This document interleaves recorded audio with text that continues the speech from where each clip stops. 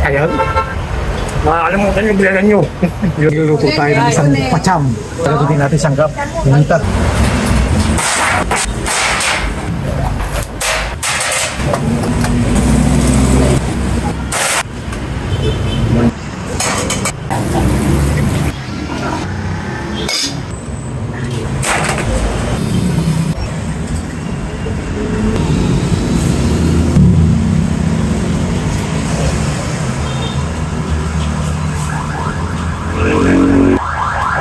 Megos natin siya.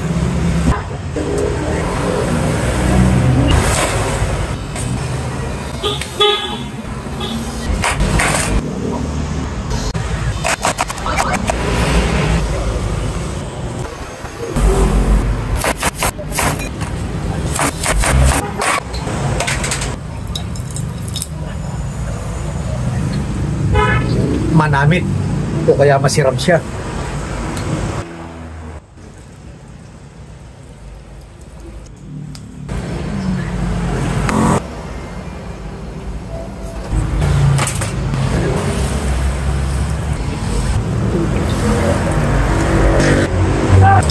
Mix muna natin siya.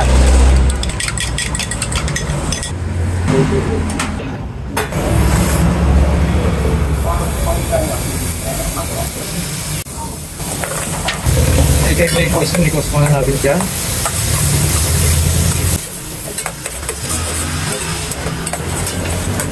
Amoy pa lang, napakabago na.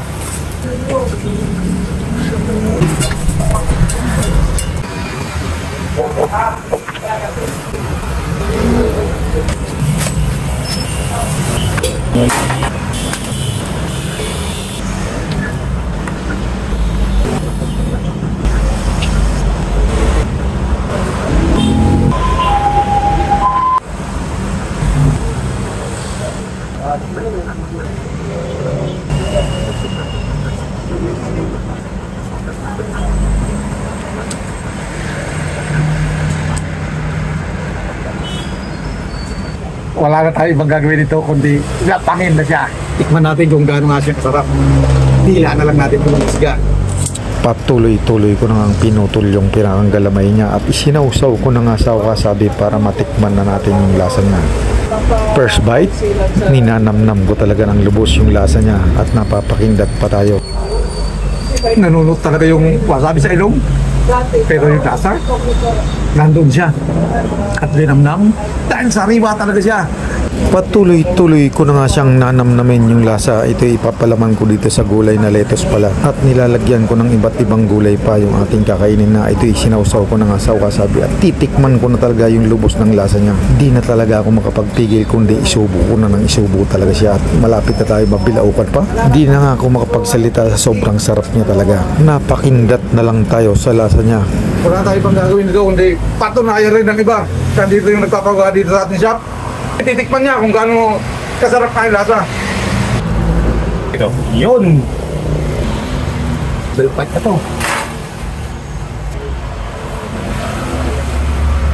Ayan. Makakalimutan yung bilalan nyo. Yun. Makakalimutan nyo, masarap.